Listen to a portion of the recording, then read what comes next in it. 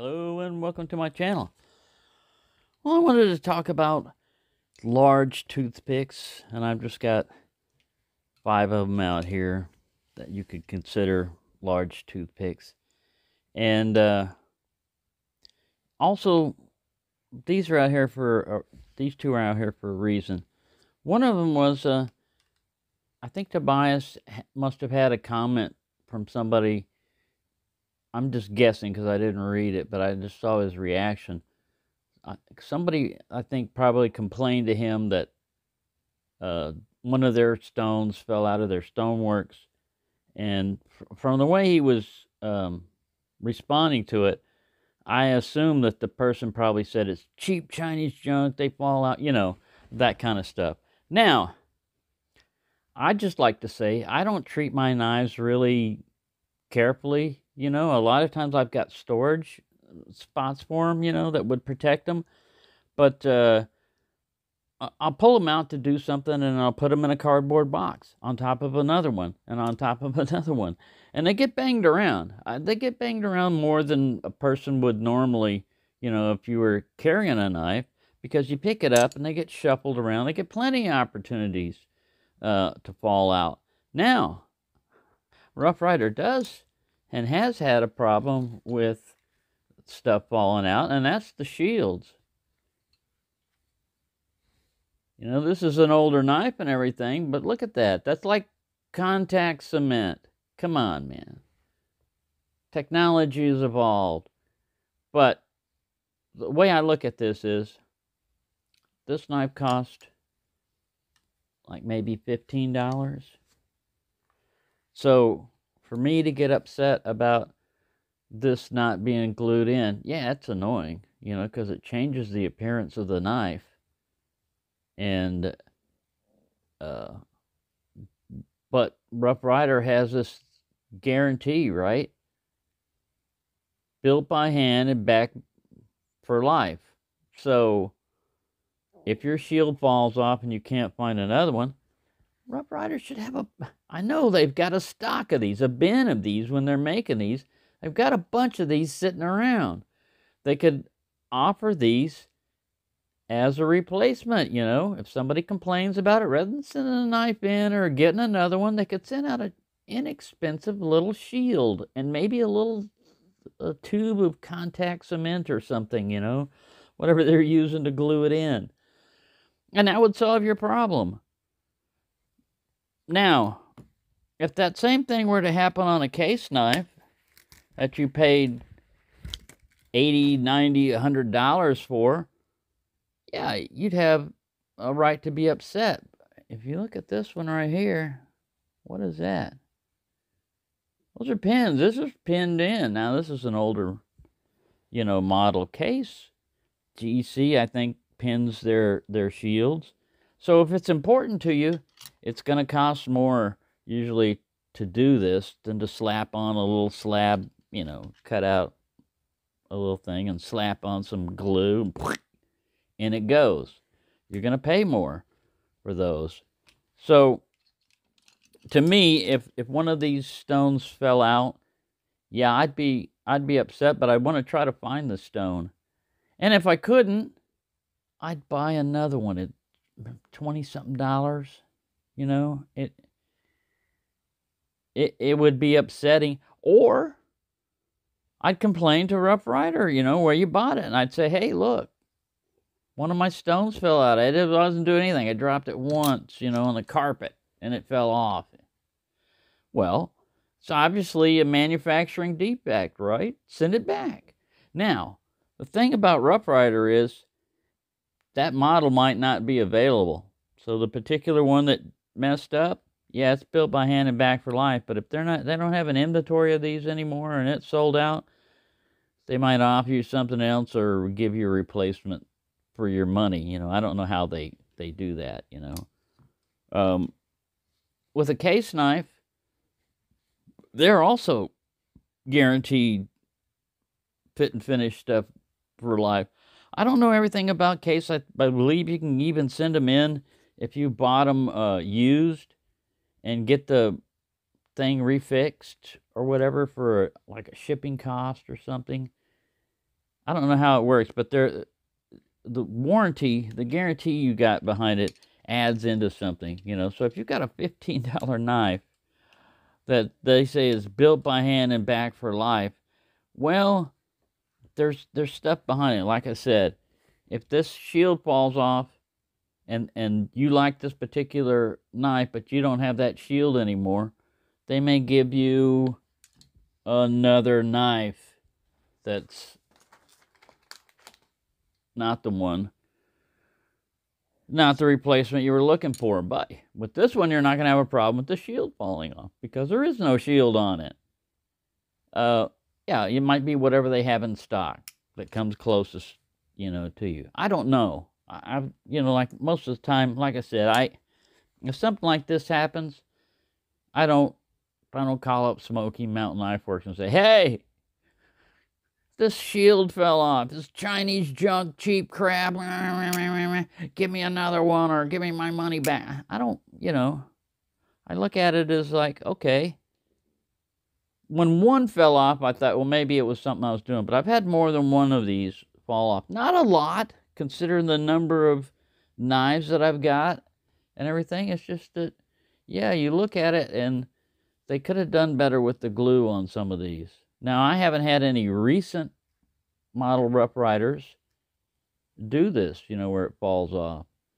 And to find this, when you lose them, when you find this, you're like, what is that on the floor? What?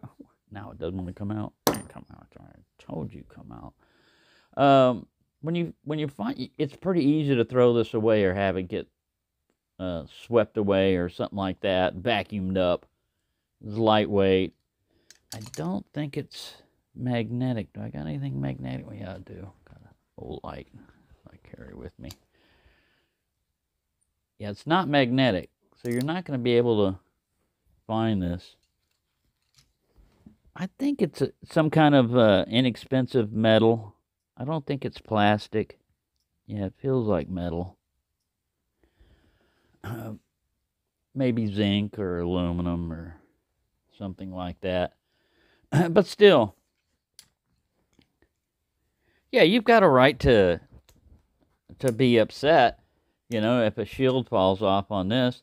I think your right to be upset would be higher if you're paying more for the quality of the knife and it messes up. Here, this is just a side benefit. The fit and finish of these knives are pretty good considering what you're paying for them. And the variety and all this other stuff. So, that's just one thing I wanted to talk about. Now, as far as like toothpick patterns, you know, of course it's a throwback to the Naha style. Man, this guy is in there. There's something wrong with this guy. It's stuck. And this is not one of those. Yeah, this guy's frozen. You talk about a pull. There's no nail neck on this one. Wow. This guy's frozen. Oh. I'm going to need pliers to get it out, and I'm going to mess it up when I do that. Oh, well. Let's find out what's happening here. Yeah, that's odd. I'm going to try to Knipex it out. Yeah, I could have patted the jaws, and there we go. Didn't mess it up too badly. That sucker was stuck in there. It's got a good lockup. Yeah, now it's free. It would not move. It was beyond 10 because you don't have a nail neck on this. So I really got to grab it by something, and it was not moving. Maybe I'm getting weaker. It could be that too. Yeah, but anyways, yeah. That's all. This is just a little quick one here. Just I'm trying to enjoy the large toothpick more, but really my favorite size, the reason why I don't have that many of them, my favorite size is more the medium toothpick. To me, it's just, yeah, I can see, like I said, I'm starting to get to where I like the longer length of a large toothpick, Especially it comes in handy when you're cutting large items, you know, like fruit or something like that, where the length does come in handy. Or through packages, you don't have to be as precise, you know, as with the small blade. You got to get it right up there, and you've only got so much to work with. But still, the medium toothpick is still my favorite size. I tend to collect a little bit more of these just because you can get into I don't need to find more things to collect, you know. I've got the collecting issue, but it is a nice pattern. It is a nice traditional kind of like pattern, and it can be a useful knife. And as far as like shields and everything go, you get what you pay for, and just go into it with your eyes wide open, you know. To me, when I first started getting Rough Rider knives, for the price I was paying for them, I really expected to get junk. Something that just looked good on the outside, but really didn't perform or work nearly as well as it does. And I still think they're a great value, and that's why I can't do that tag of pick your 5 favorite Rough Rider knives, because I've got so many that to me that's just brain torture. I'm not going to put myself through that. Even for an open tab, I'm sorry, I'm not going to participate in that, because I couldn't narrow it down to 5. There'd be no way. It'd be hard to get it down to 50. And even then, you know, how are you going to fit that into one video? It'd have to be fast forwarded 800 times, and here's my favorite 550 Rough Rider knives. And it flashes through the screen, and you have to pause it to see everything. Yeah. Well, anyways, yeah, there you go. I've waffled, rambled on along enough. But, yeah, just be aware of your warranties. And if you have an issue with them, exercise them. Now, I've never had a warranty issue or any problem with a Joker other than what I just had. And because it's from Spain, you could still email them and talk to them. You know, if you've had any experience with overseas warranties or whatever, let me know in the comments. But all in all, I think you can't go wrong with a knife that's got a lifetime warranty, unless they don't honor it. You know, like if you go to call them up, the phone's always busy, or it redirects you to your expired car warranty, you know, thing. It just scams you off to something else. But yeah, a warranty is only as good as they actually practice. You can write anything down, and what is it in actual practice? And like I said, so far, I've bought quite a few Rough Rider knives. It's another thing I can't do is count them all.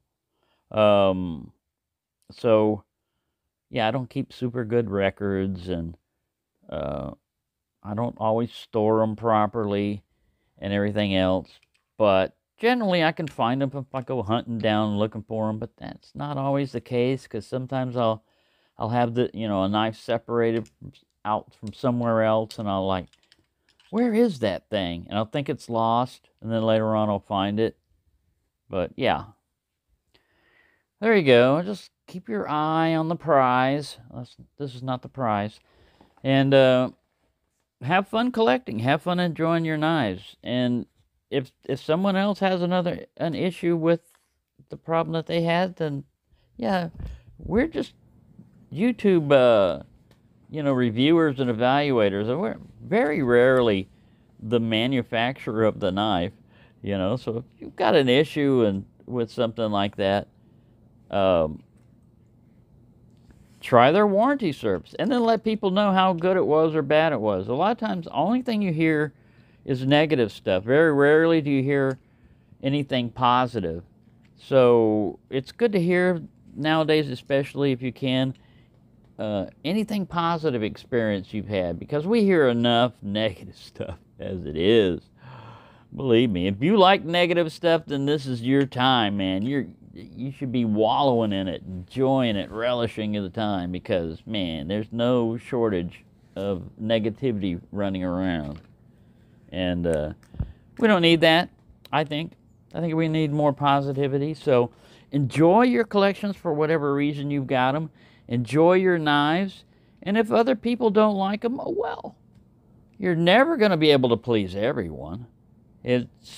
You're better off trying to please yourself than trying to please everyone else, because trying to make everyone else happy is a recipe for your misery, your own personal misery, because there's always going to be somebody that thinks you're not loyal enough to that particular brand, or you don't follow whatever it is, you're not in the forums, you don't have a Facebook page, dedicated to that or something. I don't know, whatever it is. Anyway, yeah, I'm going off on way too much of a tangent. Anyways, thank you for watching, thank you for listening, and enjoy your knives.